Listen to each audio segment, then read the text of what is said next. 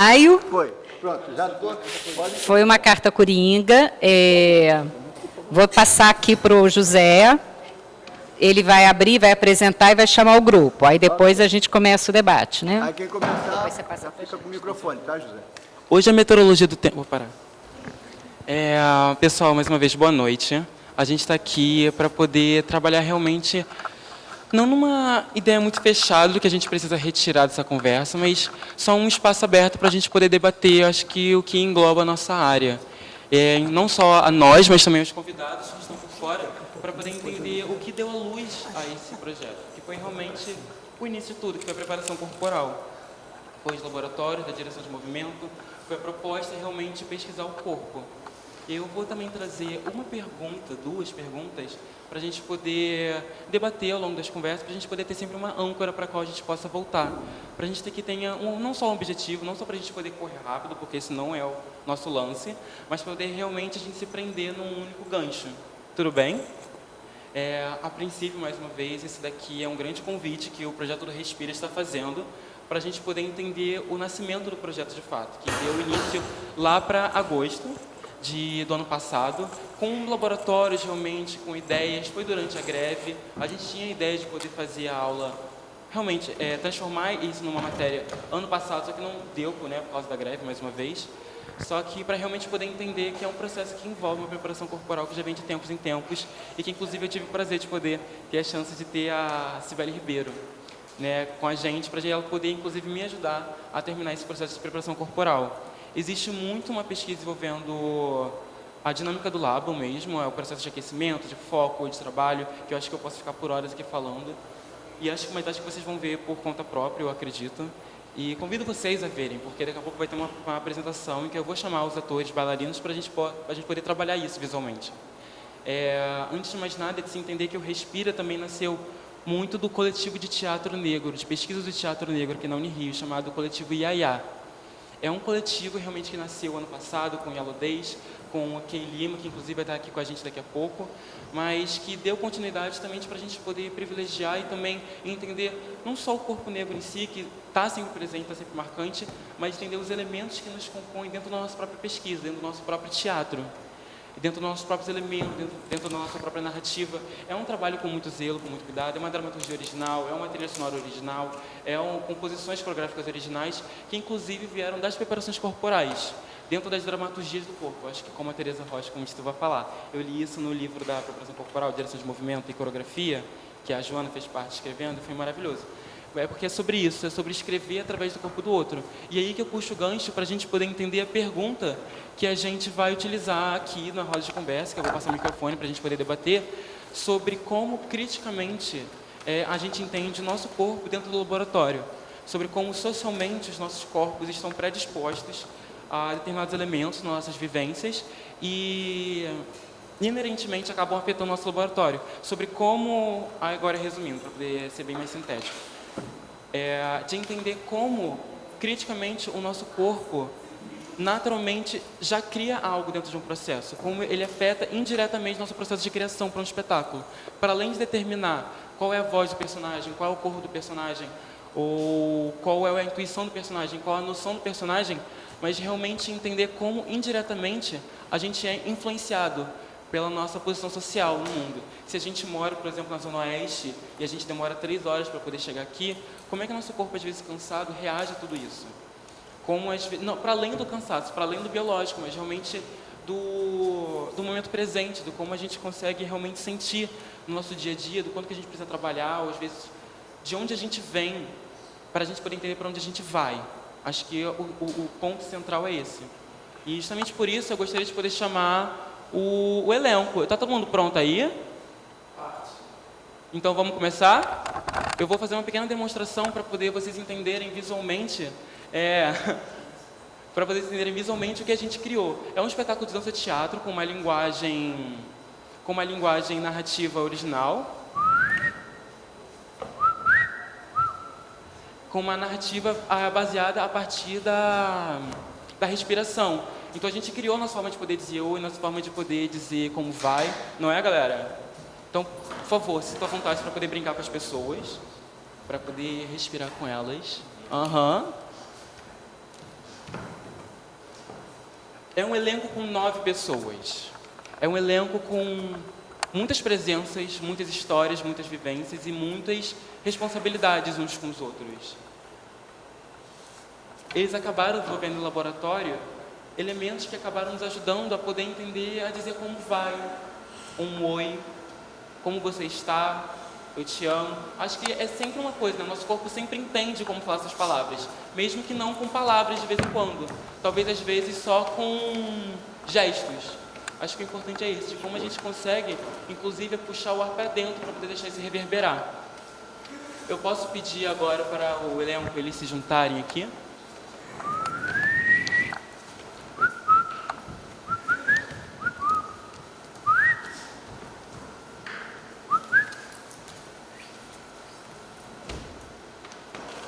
É muito importante entender como eles também fizeram parte do processo criativo para poderem desenhar também as coreografias. Eu via coisas no corpo deles que ao longo do tempo eu acabei solidificando em coreografias de fato. Mas até lá a gente teve uma pesquisa sobre como investigar em laboratório os movimentos e os gestos de cada um. A gente começou, por exemplo, lá no início do processo, que aí depois a gente começou maturando, sobre como a gente começa do eu, né? Mais uma vez, criticamente entendendo socialmente a gente, para a gente poder verbalizar o nosso próprio nome. E depois, dentro do nosso próprio nome, a gente começou a transformar esse elemento com as características da peça. A gente infectou o nosso nome com os elementos da peça para poder criar e traduzir o nosso nome em coreografia com o corpo. Seja para poder dançar com o ombro, seja para poder dançar com o fígado, como a gente consegue desenhar o R com o corpo, ou com a bunda, com o que tiver lá atrás, entendeu? E acabou sendo isso que vocês vão acabar de ver, tudo bem? Eu vou pedir para que a Kate comece. E a gente vai... E a gente vai continuar logo depois. A gente já combinou isso, né? Tá tudo marcado, né, gente? Tá tudo ensaiado, é tudo feito previamente, não é? Então, vamos lá. Se divirtam. Pode ser?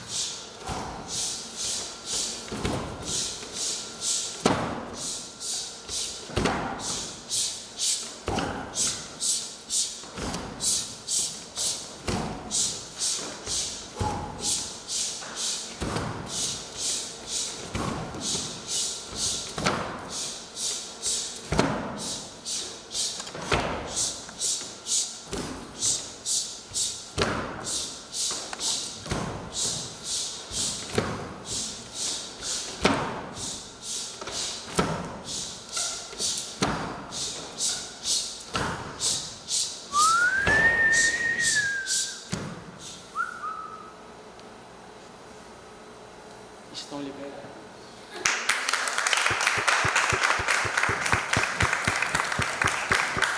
Já vou lá, hein, pra gente fazer uma merda.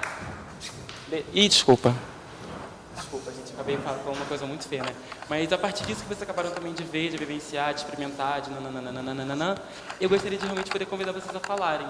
Vou dar o microfone para os mediadores, para eles poderem intervir ou mediar, realmente, no que precisa ser feito. Tem muitos convidados, né? Vou deixar vocês falarem pelos próprios nomes, como eles também fizeram aqui no centro.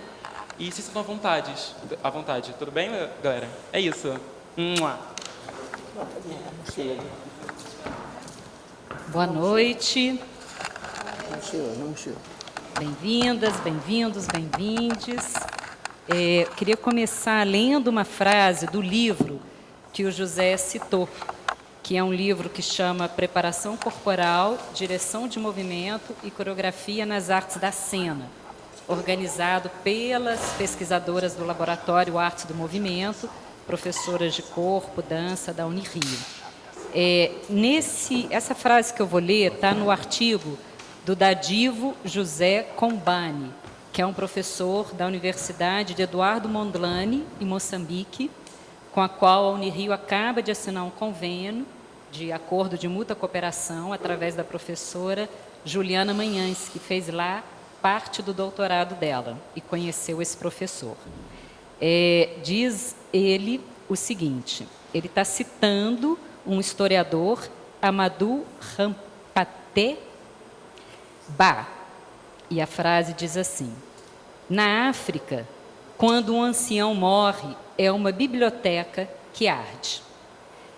Por que eu achei importante trazer essa frase? A gente está aqui no campo da oralidade, né? Estamos numa roda oral de conversa, né? Então a gente está aqui conversando sobre algo que é eminentemente prático, que a gente acabou de ver aqui, né? Que é o gesto e a expressividade do gesto.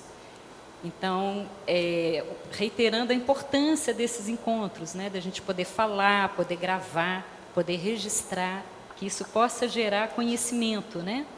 Conhecimento de uma experiência, de uma geração, no caso aqui dentro da Escola de Teatro. Então, dito tudo isso, eu me chamo Joana Ribeiro, sou professora de dança e movimento nessa escola, pesquisadora da pós-graduação, e junto com o professor Cláudio Flores, aqui do meu lado, nós supervisionamos esse projeto Respira, dirigido pelo José Reis, sentado aqui na nossa frente.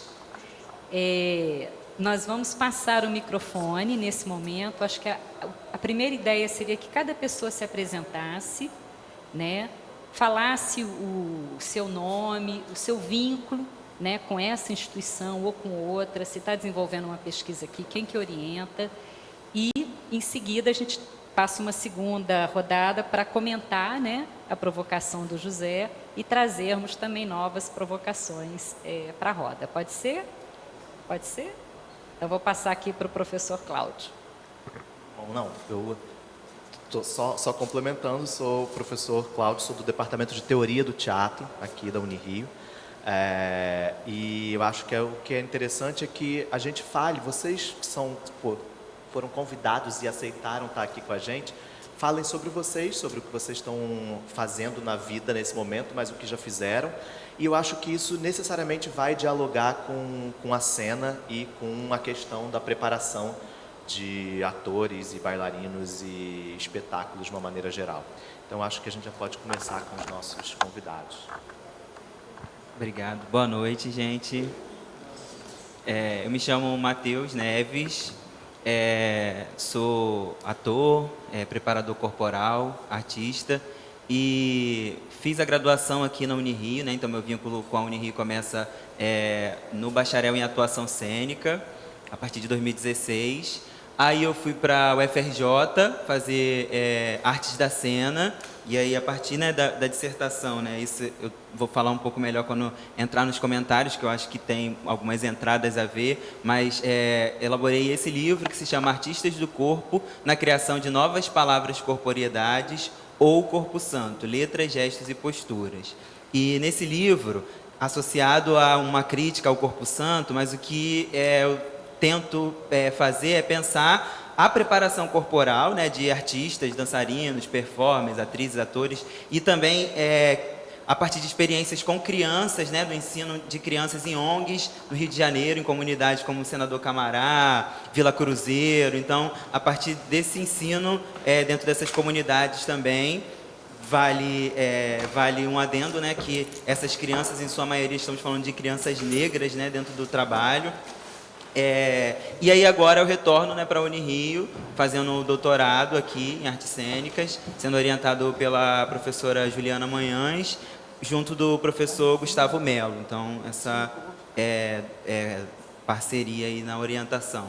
E aí eu continuo investigando isso que a gente vai falar aqui hoje, né, que é como que os rituais afro-brasileiros, a cultura afro-brasileira pode servir de mote para essa preparação corporal, como que ela pode alimentar essa preparação corporal. Aí acho que com isso eu falo essa primeira apresentação e aí depois a gente fala. Boa noite, eu sou Cibele Ribeiro, sou artista da dança, sou paulista de Campinas. A minha formação, primeira graduação é Ciências Sociais, Aí eu fiz o mestrado em Artes Cênicas Dança na UFRN. Sou mestra. A minha dissertação foi em preparação corporal por meio da dança, pensando no artista cênico como um artista múltiplo, tanto bailarino, ator, performer, músico, todo aquele que se coloca em cena, né?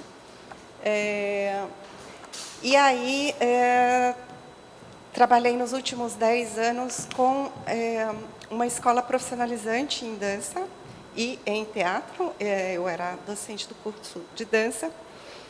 E lá, a gente tinha assim, um currículo muito amplo, e no qual tinha essa intenção da formação para a cena, né? Então, além das disciplinas, das componentes curriculares técnicas, né? Eu também ministrei algumas disciplinas criativas. Então, eu tenho uma vivência na direção, né? Tanto direção individual quanto de grupo. São mais de 15 espetáculos de grupo. E aí vim para o Rio. Estou aqui finalizando uma graduação em dança, licenciatura em dança, pela Faculdade Angel Viana, na qual eu faço também uma especialização em sistema Laban-Bartenieff. Eu trabalho com Laban há bastante tempo já. Na minha dissertação de mestrado também, além de Laban, Klaus Viana, e agora com a oportunidade de estar dentro da escola e faculdade da Angel, retomando também um pouco desse trabalho da mestra Angel Viana, né? Que são também precursores, né, da preparação corporal. Então, meu interesse nisso tudo ele é total e completo, né? E quando eu tive uma necessidade de atividade acadêmica, né, por conta da minha finalização na FAV, e aí eu entrei em contato, né, com a Joana, com a Adriana também minha professora lá da pós-graduação, pensando em como fazer alguma ponte aqui com a Unirio, justamente por conta do trabalho mesmo, né, da Unirio. E aí eu fui encaminhada, sem saber muito o que ia acontecer, mas eu fui encaminhada ao grupo, ao coletivo IAA, né? E é isso, a ideia sempre foi trabalhar, então, portanto, a preparação corporal e trazendo esses elementos, né, que era para mim também um pouco de um elemento surpresa, porque eu sabia que eles já estavam trabalhando, e fui muito bem recebida aqui pelo José, pelo grupo, e a gente tem feito esse trabalho que, na verdade, o José iniciou tão belamente, né? E aí eu venho a agregar aqui, né, a chegar ao grupo nos últimos 2 meses, nos quais, assim, o trabalho que eu tenho feito, né, porque José já fez a preparação corporal, a direção de movimento, tem trabalhado as coreografias, então o trabalho ele tem sido feito mais no sentido de disponibilizar o corpo, né, para a cena, trabalhar algumas conexões e também as questões de presença cênica, um pouco refinar, né, algo que já está sendo feito, mas acho que trazendo esse olhar novo, assim. Obrigada. Olá, boa noite. Me chamo Beatriz Galhardo. Muito obrigada pelo convite. Bom, eu sou artista, artista da dança também. Minha prática artística, ela passa por diferentes campos, assim, principalmente entre os campos do vídeo, da escultura e da dança. Assim, eu gosto muito de experimentar a traduzibilidade, né? E acho que talvez por isso o gesto e a investigação com o corpo e os materiais em movimento sempre me interessou muito, assim. Eu me formei aqui na Unirio, em teoria, né, estética e teoria do teatro, e logo depois eu fui para a UF, para um departamento que era mais voltado para as artes visuais, estudos da performance, para aprofundar um pouco essa pesquisa, esse interesse que eu tinha, né, nessa imbricação entre campos, assim, né, e como um campo, né, implica no outro, né. Mais ou menos no final da minha graduação, início do meu mestrado, eu também estava na Angel estudando. Fiz uma formação técnica lá, bem intensa, né, 2 anos e meio de muito corpo, de muita experimentação com pessoas muito diversas, de diferentes lugares, diferentes profissões. E, com certeza, foi uma das experiências mais importantes assim, na minha vida. Assim. Eu já tinha experimentado, através de professoras como a Joana, né, a experiência, né, da conscientização do movimento, né, da preparação corporal, de certa forma nas aulas aqui da Unirio, mas estudar na Angel foi de fato assim um divisor de águas, né? Tem um corpo antes da Angel e um corpo depois, assim. E acho que isso também foi muito importante para a minha pesquisa. Né? Então, na minha pesquisa lá na UF, eu entendi que eu estava muito interessada em ler alguns trabalhos, como performances, ou alguns trabalhos mesmo como instalações e vídeos de alguns artistas que se inserem no campo das artes visuais, mas eu queria ler esses trabalhos criticamente com olhos de dança. Então, essa é sempre um pouco o que eu digo assim, sobre a minha pesquisa, que eu tento ler gesto, né? Nesses trabalhos híbridos, assim, e ler com olhos de dança, porque é daí que eu consigo me relacionar, de certa forma, com esses trabalhos. Né? É um pouco a linguagem que me compõe de uma forma, né, mais intuitiva. E aí, agora, retorno para a Unirio, estou no iniciozinho do meu doutorado, com orientação da professora Flora Susequinde, ainda nessa pesquisa, né, entre as artes visuais e a dança, e nessa traduzibilidade, essa possível traduzibilidade do gesto, enfim, tanto no discurso crítico quanto em outros materiais, né, em outras coisas. Então, acho que é isso, acho que vai ser ótimo poder ver o trabalho, eu queria muito ter visto já. Estou animada para ver, mas acho que, por enquanto, é isso. No bacharelado em atuação cênica na Unirio. Estou me formando esse semestre. E sou atriz, bailarina, trabalho como preparadora corporal, diretora de movimento, como coreógrafa também. Tenho exercido essas funções em alguns projetos que surgiram aqui na Unirio. Alguns foram para fora, alguns estão surgindo, enfim. E eu sou pesquisadora de iniciação científica, sou orientanda da Joana já vai fazer 2 anos. E durante esses 2 anos a gente desenvolveu uma pesquisa voltada inicialmente para o trabalho do Klaus D'Angel-Viana no audiovisual. E agora a gente está resgatando um material de muitos anos atrás, de 20 anos atrás e outros também. E mostrando a importância realmente da escola D'Angel-Viana, como vocês duas falaram muito bem, nessa interseção entre a dança e o teatro, nessa criação de uma escola de preparação corporal mesmo, enfim. E, bom, é isso. Acho que não... Também estou animada para ver o espetáculo, queria já ter visto também, mas essa pequena amostra que a gente teve foi bem interessante. Vi várias coisas, né? Eu conheci o José ano passado, não foi? No laboratório sobre preparação corporal que a professora Joana ministrou. E, bom, é isso.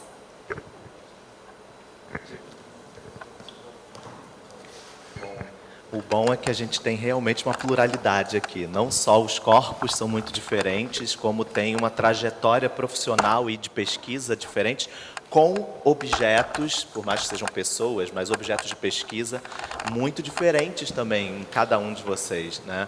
E é legal que a gente também tem aqui a graduação, não só a pós-graduação, como a graduação e a docência, tudo misturado. Que bom, porque eu acho que falar sobre esse entre disciplinas artísticas requer essa pluralidade, muitos olhares, porque, na verdade, as nossas formações, elas podem tanto ser encaradas como tortuosas, porque você foi para cá, por que você não ficou no mesmo título, né?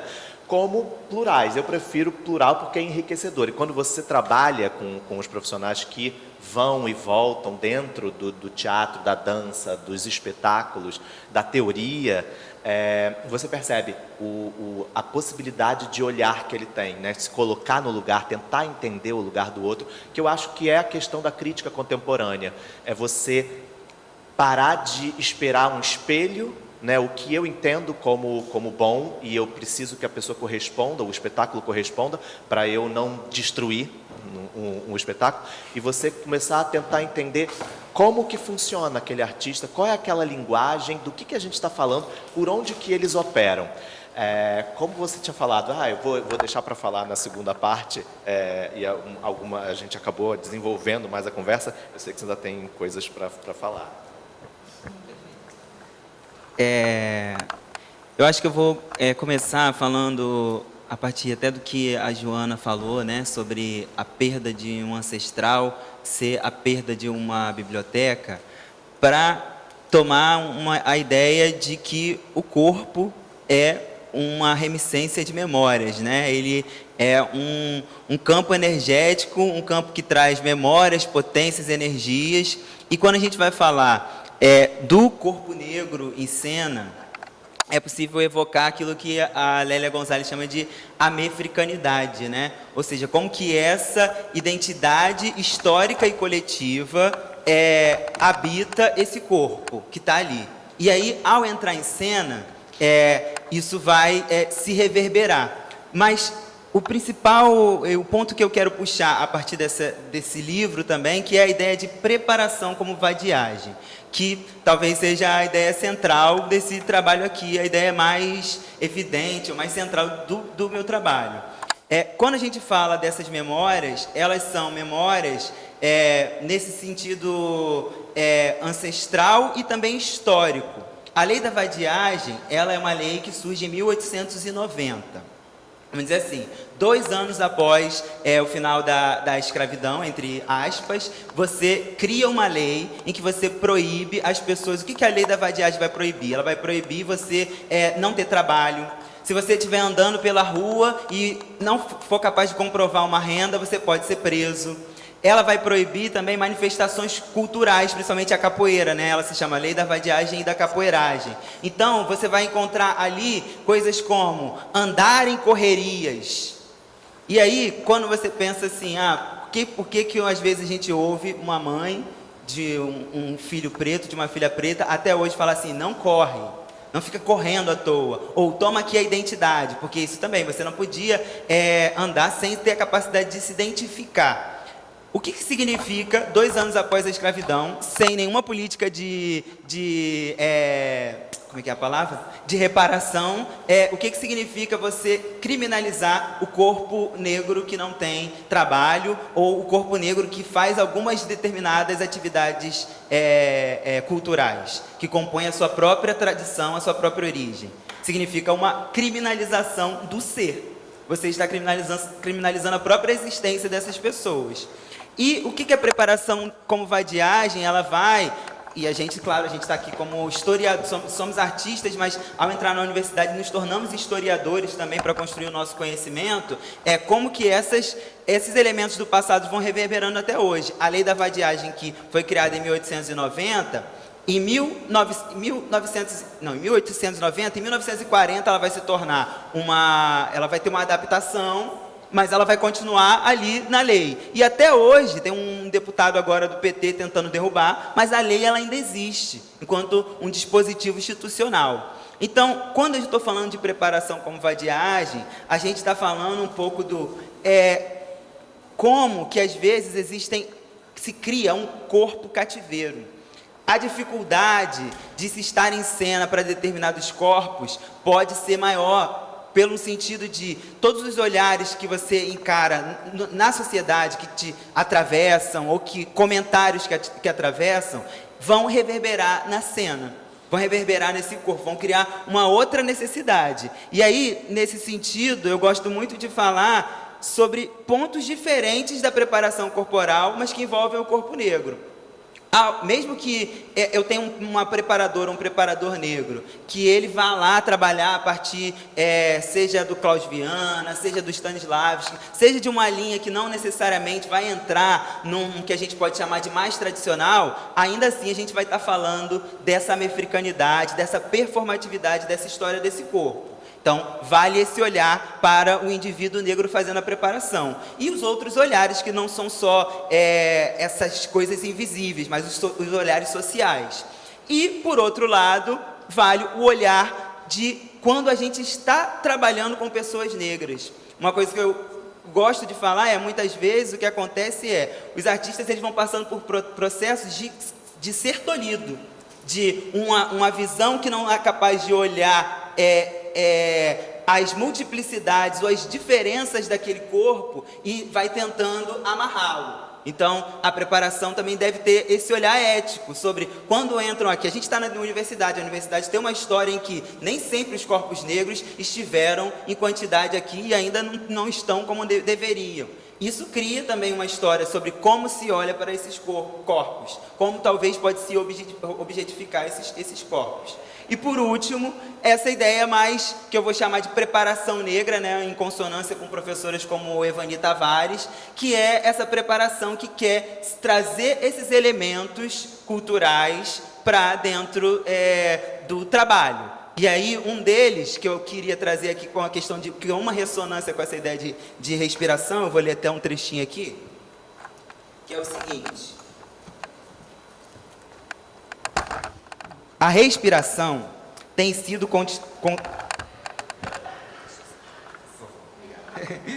a respiração tem sido compreendida por diversas tradições, tanto religiosas e espirituais, como artísticas, não apenas como vital, mas como ponto de conexão e potência criativa. Rudolf Laban, por exemplo, entende a respiração como a primeira conexão. Parece-me, então, que a respiração cria ou possibilita a unicidade do ente e também a sua integração com outros entes. A respiração é o elemento da corporeidade que é o conector mais aparente.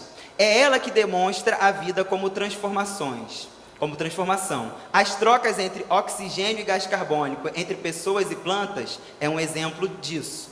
O estudo da potência da palavra implica tanto a potência da respiração, associada a um artesanato fonético, rítmico, enfim, respiração, música, palavra. O ser humano não é nada sem respiração. De primeira, isso é óbvio, mas é também misterioso. Respiração, EMI, é uma palavra semelhante àquela usada para se referir ao espírito que está no Orum. EMI, com um E só. Aquele que não está em um corpo. Isso demonstra que respiração é entendida como a dependência entre a pessoa e seus ancestrais, pois ela faz referência direta ao ato de respirar, vital para nós, e também a um ancestral sem corpo. Então, acho que esse ponto da respiração até aqui, né, associando essa ideia de preparação como vadiagem, pode ser um ponto de conexão, né? Eu passo a palavra novamente aqui. Sua ideia original, primeira, e por onde você foi? Você foi primeiro pela coreografia, pela dramaturgia, pela música?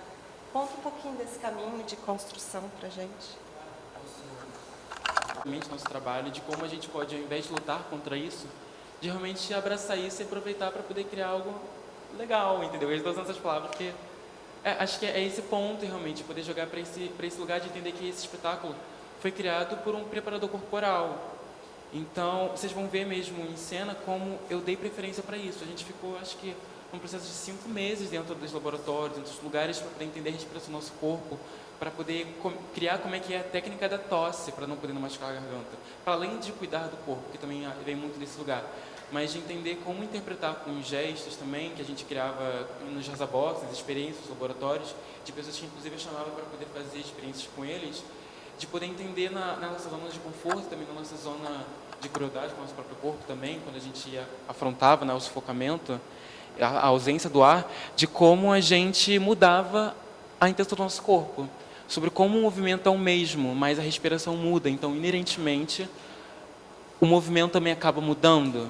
Vocês me entendem? E aí padrões começaram a ser criados, e aí o espetáculo começou a ser gerado inclusive a partir desse canto, né? A dramaturgia começou a aparecer de forma muito fluida, as conexões racionais entre os pontos e entre os diálogos das outras estruturas, da iluminação, a da iluminação também, da caracterização, do cenário, tudo isso aconteceu muito também no laboratório, porque a minha proposta pessoal, assim, inicial, era ver como a gente conseguia indiretamente conversar com o corpo da outra pessoa. E aí que vem a parte mais interessante, porque eu chamava pessoas da música para poder fazer laboratório, eu chamava pessoas do cenário para poder fazer laboratório, eu chamava pessoas da direção de arte para poder fazer laboratório, até mesmo a galera da produção, porque eu acreditava e não acredito, e acredito que reverberou mesmo, de como indiretamente, mesmo sem falar realmente alguns detalhes, de que naturalmente os laboratórios afetavam e conectavam as pessoas indiretamente.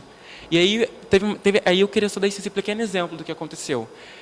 Naturalmente, lá no início do processo, eu tinha muito vício de querer esconder propositalmente algumas informações, porque eu queria que eles descobrissem. Eu deixava alguns pontos omissos para que as pessoas pudessem viajar por eles, para eles poderem criar.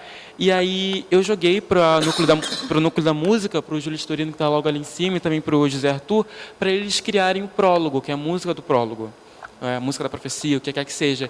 E eu não contei nada para eles, não contei sobre como deveria. Eu só pedi para eles escreverem uma música dentro de uma narrativa e que a gente iria vivenciar o espetáculo todo num único momento. Eu criei isso. E aí eles me trouxeram uma música em que no início estava segmentada em 3 partes diferentes, para cada 3 partes diferentes, e no final, quando essas 3 partes terminavam, aparecia um canto do Respira. E eu não podia esperar pela música para poder começar a marcar a cena, porque é muito tempo.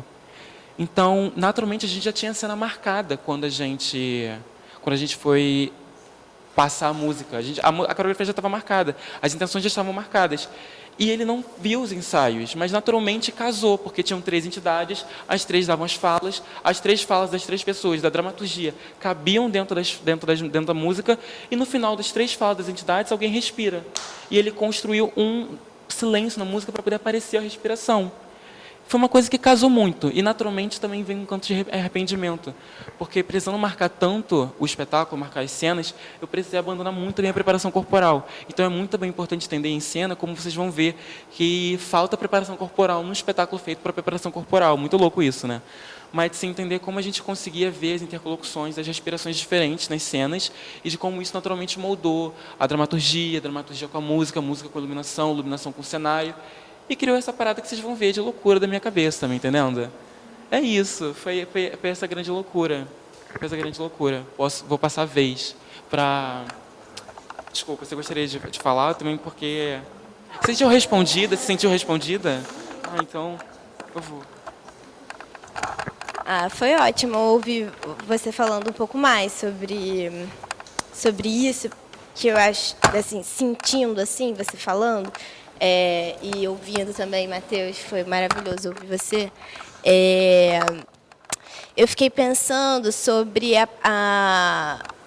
como é potente, assim, né? E potente num sentido até mesmo radical e político, né? Um laboratório de corpo, né? De preparação corporal, de investigação, ter essa dispor, né? Poder estar presente, ter esse tempo, poder colocar o corpo para essa disponibilidade, assim, né? Porque de fato, quando a gente está falando, né, da experiência racial, né, enfim, do evento racial e de como isso afeta, né, as nossas vidas, né, o nosso corpo em diversas dimensões, mas nossa subjetividade, né, nós mesmos e mesmas, a gente também, acho que está falando de certa forma de muitos limites, né? Muitas limitações, muito limite, sabe? É muito limite, não tem muita abertura, sabe? Para se descobrir diferente ou para experimentar diferente. Acho que o evento racial, uma das grandes violências é limitar o que alguém pode ser, sabe? E já introjetar uma série de imagens e expectativas sobre o que aquele corpo pode vir a ser ou não, né? E isso acontece na nossa sociedade de diferentes formas, né? Enfim, é bem complexo, tem várias formas como isso pode acontecer, né? Nessa limitação da vida, né? E eu acho que é muito bonito e potente ver o espaço de laboratório de preparação corporal como um espaço em que o contrário pode se afirmar, sabe? Em que a gente pode chegar lá e aí falando um pouco também da minha própria experiência, porque não vivi, né, o seu laboratório, mas a partir do que você traz, eu acho que é sempre uma experiência, uma oportunidade para a gente se abrir para o desconhecido também, sabe? Se abrir sim, esse corpo vem cheio de memórias, vem carregado de uma série de expectativas e de, enfim, talvez resistências, né? Mas ali talvez também possa emergir algo que a gente não sabe sobre aquele corpo, ou sobre a nossa própria experiência enquanto pessoas racializadas, sabe? Eu acho que, para mim, essa é um pouco a importância assim, do trabalho com o corpo. Talvez essa possibilidade de emergir algo que foge, sabe? Do que, enfim, do que a gente já determinou, sabe? E eu acho que, nesse sentido, esse relato é muito bonito, né? Porque algo que não está planejado, mas que, de certa forma, é testemunhado por um grupo, né? Porque eu acho que esse trabalho também do corpo, enfim, da preparação corporal e desse tempo, né? Você falou do tempo, do trabalho, de maturação. Me parece que também é sempre um trabalho que convida a coletividade, assim, né? Convida a criação de grupo, convida a criação da escuta, convida a criação de um outro tempo que está meio escasso, né? Mas que é muito importante também, assim. Mas eu falei, é isso.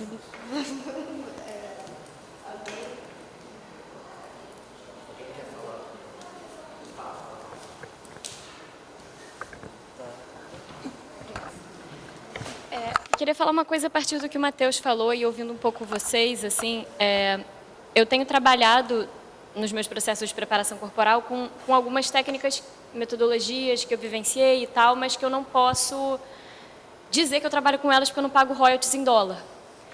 E uma delas, inclusive, é tudo pela respiração, é tudo realmente, a movimentação vem pela respiração.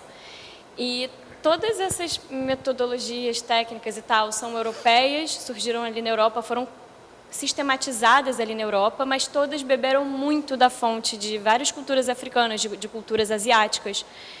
E essa da respiração, por exemplo, surgiu como nome de yoga para bailarinos. Então, realmente, nada veio ali da Europa, tudo foi pego de outras culturas, foi levado para a Europa, sistematizado e distribuído em dólar, para a gente comprar em dólar. Assim, são metodologias incríveis, mas que foram super capitalizadas, né? Eu acho que tem muito a ver com o que você falou sobre o livro, sobre a métrica, sobre a questão da vadiagem, enfim.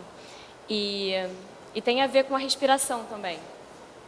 É isso, eu nunca sei como concluir o que eu falo, mas foi o que eu fiquei pensando. Foi o que eu fiquei pensando durante essa discussão.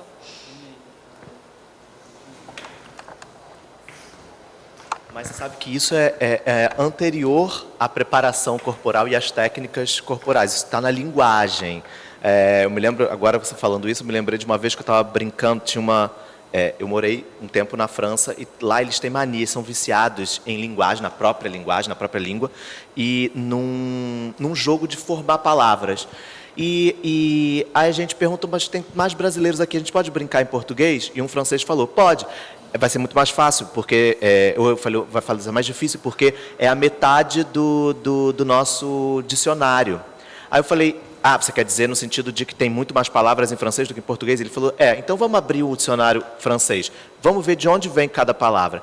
Então é uma cultura que se apropriou ao longo de séculos de palavras e pronto, agora são daqui, mas elas não foram criadas ali. Então é uma apropriação, e eu não estou querendo fazer o militudo 100%, não, eu acho que é inevitável se apropriar dos outros, mas historicamente a gente sabe que existe uma apropriação e uma apropriação.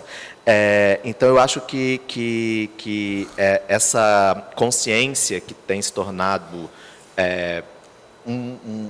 tem se colocado no topos, no lugar principal na última década, eu acho que tem modificado, agora voltando para cá, a preparação corporal. Tem modificado tudo, mas as cenas de uma maneira geral e como a gente prepara as cenas. Eu não sei se Joana queria fazer alguma provocação ou comentário, porque me veio aqui ouvindo vocês, eu falei, eu vou ouvir porque eu não quero preparar nada, porque eu sei que eles vão trazer muita coisa, então eu vou improvisar a partir do que eles estão trazendo. Uma coisa que me pergunta, assim, porque como a gente está falando no âmbito da criação, e a gente está falando sobre seres humanos, então a gente não sabe o que vem para a gente quando a gente convida pessoas para fazer parte de um projeto, ou a gente é convidado para fazer parte de um projeto, o que vai sair dali. Então, a gente está falando bastante sobre a escuta de entender que corpos são esses que chegam, qual é o lugar social deles, o que eles podem trazer para a gente, como que a gente vai utilizar as ferramentas que a gente tem a partir dessa descoberta desses corpos que estão chegando. Ao mesmo tempo, muitas vezes existem projetos, existem a priori, assim, eu quero fazer uma peça sobre isso, eu quero trabalhar essa linguagem com esse tema. Então, a coisa fica mais complexa do que simplesmente, a não ser que seja um processo assim, eu quero chamar alguns artistas e a partir desse ponto, primeiro, a gente vai ver o que vai dar. Muitas vezes não é assim que começa o processo, já existe uma vontade de falar sobre alguma coisa e com algumas técnicas. Como é que vocês veem isso? Quando não é só quem propõe se adapta completamente aos corpos que estão chegando. Porque estigmatização tem vários corpos, né? As pessoas vêm com muitos traumas da infância, da adolescência, da vida. Entrar nesse mundo é uma violência atrás da outra. Então a gente sempre tem que ter alguma escuta, porque os corpos são muito diferentes uns dos outros e muito traumatizados. Mas como que a gente também aciona ferramentas para não ficar simplesmente na abertura e tentar direcionar de alguma forma algum projeto que já começa de uma vontade, antes de saber com quem que a gente vai trabalhar? Posso falar algumas coisas, mas...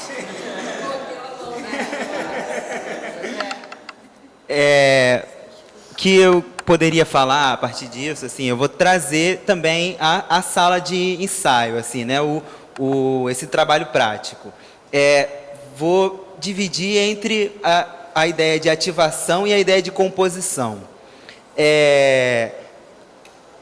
Eu venho também, ainda dentro desse lugar da respiração, o professor Lau Santos, ele trabalha, a ideia dele para potencializar a presença cênica, ele trabalha com uma tríade de palavras que é EMI.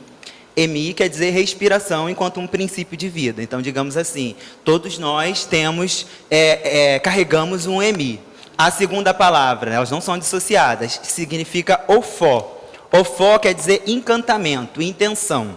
Então, e a última palavra, axé, que quer dizer realização. Então, basicamente o que ele quer dizer, através do ofó, da intenção, você direciona o seu EMI e realiza alguma coisa. E aí, como é que vai para a prática? Como é que eu tenho levado para a prática com os corpos em conjunto? A gente se coloca no espaço, às vezes em pé, às vezes deitado, e aí a gente vai passar, né, pelos conhecidos sete chakras subindo, e aí a gente vai emitir, a cada chakra a gente começa no primeiro. E aí eu associei, aí já entra intenções minhas, coisas que são direcionamentos, mesmo no processo da ativação, que eu decidi que para trabalhar no primeiro ofó, que é o chácara raiz, a gente vai trabalhar com a ideia de criação. A nossa intenção é a criação. Só que essa criação ela não vem de uma individualidade, ela vem do ancestral, ela está ligada ao chão, ao primeiro chácara. Quando subir para o segundo, aí o que a gente vai fazer? A gente vai fazer um processo de respira, faz até o som acabar. Respira, E, I, O, U. E sobe para o segundo. E aí eu vou mudar o ofó, o encantamento. A gente vai passar para um ofó de cura. E aí a gente vai se ligar a outros elementos, como a água. Aí a gente sobe. Isso, a gente vai passar por algumas intenções. E aí depois que a gente passar por fazer esse ligamento entre esse primeiro chakra e o chakra da coroa, aí eu vou liberar a movimentação. Só que aí assim, ou eu vou estar trabalhando com alguém que tem um tambor, um instrumento mesmo percussivo, ou às vezes com instrumento, caixa de som, mas aí eu vou escolher músicas que eu acho que fazem sentido, como o Fela Kuti, artistas que eu vejo que trabalham num campo que tem a ver. Então entra já campos de escolha aí. E aí eu falo, agora só a mão pode mexer, eu vou liberando paulatinamente a movimentação, só o cotovelo, até que o corpo todo está dançando. Basicamente, eu tenho repetido isso enquanto ativação. A partir daí, eu poderia entrar na composição para qualquer outra coisa. Poderia ser uma coisa totalmente receptiva. Agora vamos compor aqui um clássico, Nelson Rodrigues, e eu acredito que esse trabalho também se entraria aí. Mas eu, enquanto artista, o que eu tenho como intenção? Eu quero trazer elementos da cultura afro-brasileira para a composição também. Então eu vou levar a história de uma Iabá, vou escolher Oxum, eu vou levar vários tecidos amarelos, vou contar uma história de Oxum, vou colocar aqui na composição, eles não precisam encenar o que é Oxum, eles podem fazer referências a eventos sociais que fazem eles se conectar a essa figura arquetípica que eu estou apresentando. E aí, a partir daí, existe um direcionamento, existe uma escolha estética. Então, por aí que eu tenho visto um pouco, né, assim, dentro do lugar de preparação corporal. Quando você vai se deslocar, às vezes, para um lugar de atuação e tal, tudo isso vai te fazer seguir outra lógica, né? Mas quando eu tenho essa autonomia de ser o preparador, que nesse caso é também o puxador, aí é dessa forma que eu encaro isso que você comentou, de certa forma. Acho importante pensar também que isso que você traz, José, me interessa essa pessoa, né, esse sujeito que está comigo trabalhando e a história que ele carrega, isso me comove muito, porque a gente sabe que muitas vezes a gente encontra na cena algo que é muito mais frio, né, uma relação mais... às vezes um desejo solitário e um grupo do lado de lá. Enfim, quando a gente rompe essas barreiras e traz esse outro para dentro, né, da minha ideia, do meu processo, né, não só conduzindo, mas também me interessando pela história dessa pessoa, né, pela trajetória, né, aí eu acho que a gente tende a conseguir algo que é muito mais orgânico mesmo, tal como vocês conseguiram, justamente porque eu acho que a humanidade ela transparece o tempo todo na cena, né? E aí me lembra um pouco também o que o Clausiana fala no livro A Dança, que ele fala eu não quero que as pessoas entrem em sala e deixem os problemas dela para fora, como muitas vezes a gente escuta, né? Deixe os seus problemas para fora da sala de aula, sala de prática, sala de ensaio. Não, me traga os seus problemas, né? Que aí eu acho que a gente tem uma visão política, né? Eu acho que é quando a gente faz a arte encarnando essa necessidade política desse movimentar, né? E a respiração, para além da alimentação do organismo, que só isso já seria muito, também me lembrou o budismo, né? Que são os ventos os ventos, né? Todos os ventos que nos adentram e que saem de nós, né? A voz também como um vento, né? E que circula por aí levando informações, né? Que nos alimenta de várias maneiras e também que nos reconecta, né? Então, eu acho que a peça, a dramaturgia também traz isso, né? E isso eu acho que é bem bonito de ver mesmo.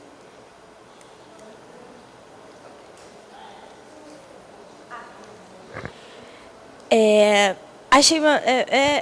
achei uma provocação bem interessante assim sobre o equilíbrio entre ser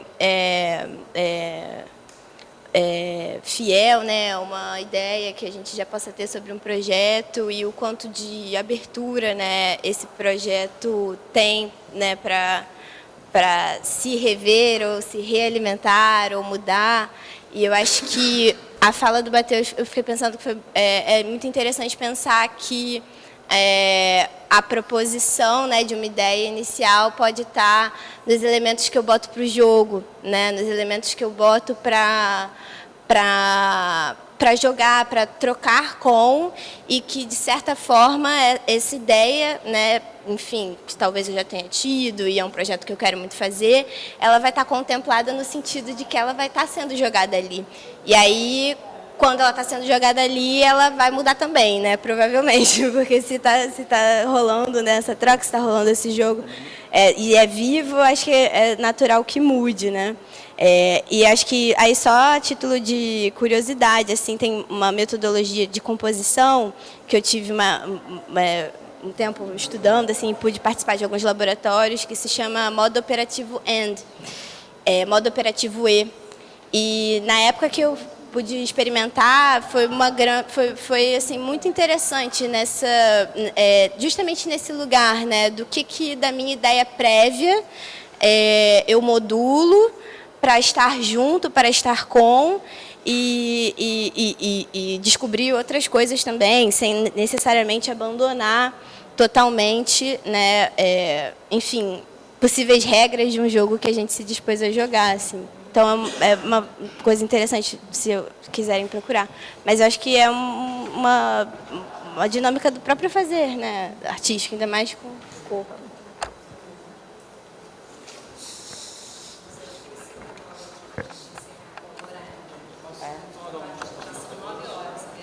A gente vai fazer as últimas falas da Paula e do José, depois a gente encerra, porque já tem pessoal lá para Essa provocação, eu penso muito sobre isso, é uma das maiores questões assim da minha vida. Mas eu geralmente divido, aí trazendo a sala de ensaio também, eu geralmente divido o momento da preparação corporal em 3 partes. E aí a primeira parte é para eu entender o que vai... Expor dentro do mecanismo de um músculo, para depois começar a puxar no mecanismo do GT, que aí vem dentro do plié, dentro do tandi, para poder criar um mecanismo de força, para poder ter a consciência de força, para poder zerar tudo isso e começar de novo tudo a partir do rondejant, que é o que eu chamo dentro do balé, dentro do sistema de controle de força, controle de precisão. Tudo isso dentro da coreografia, dentro do elemento. E é isso, é isso. Obrigada, José. Vamos passando aqui a palavra. Queria agradecer essa roda linda. A gente fez a roda antes do espetáculo. Lembrar que a gente está dentro de uma universidade, né? Então é importante poder falar do que eles estão fazendo, né? A gente está gravando, agradecer ao NIS, Núcleo de Imagem e Som, que está aqui com a gente hoje, gravando, registrando. Desejar um bom espetáculo. Eu me lembrei de uma palavra da Angel Viana, né, da pele, porque a gente está falando de epistemologias, epistemes, que ela sempre fala que a pele é uma grande liberadora de tensões. Queria terminar com essa palavra e desejar um belo espetáculo para todo mundo. Merda!